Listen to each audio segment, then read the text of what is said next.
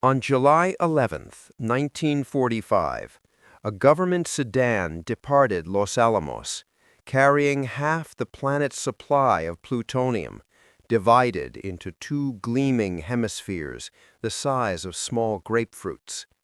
For months, convoys of scientists and military escorts had been making this same 200-mile journey south to the Alamogordo bombing range, preparing for what would be known as the Trinity Test. The route led them across the Jornada del Muerto, the dead man's route, named centuries earlier by Spanish explorers. Past checkpoints and armed guards, the car rolled into base camp. Inside the old McDonald Ranch house, the first atomic bomb began to take shape. A makeshift clean room, its walls sealed in plastic against the desert's constant dust, became the cradle of a weapon that would redefine warfare.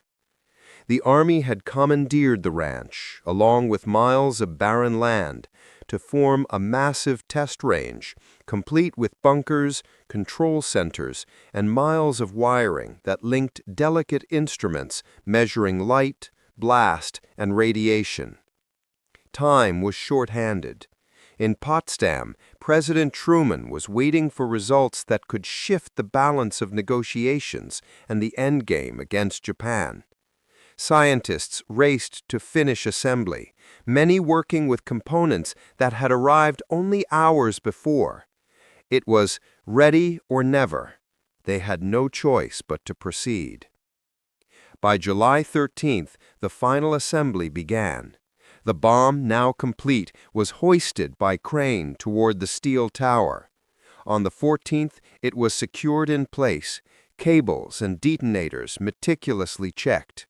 July 15th brought final rehearsals, every detail rehearsed, every mind tense.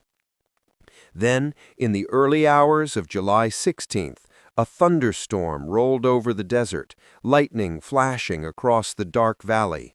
The scheduled 2 a.m. detonation was postponed.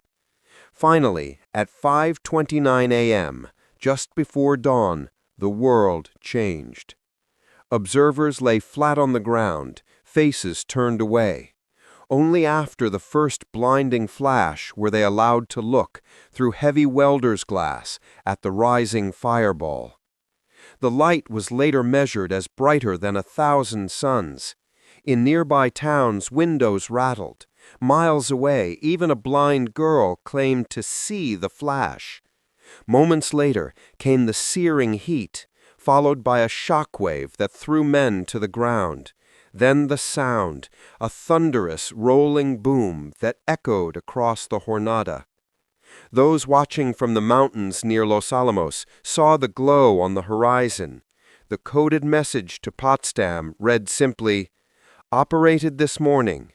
Diagnosis not yet complete, but results seem satisfactory and exceed expectations." Secretary of War Stimson noted the moment in his diary. "Now I know what changed Truman yesterday," he wrote.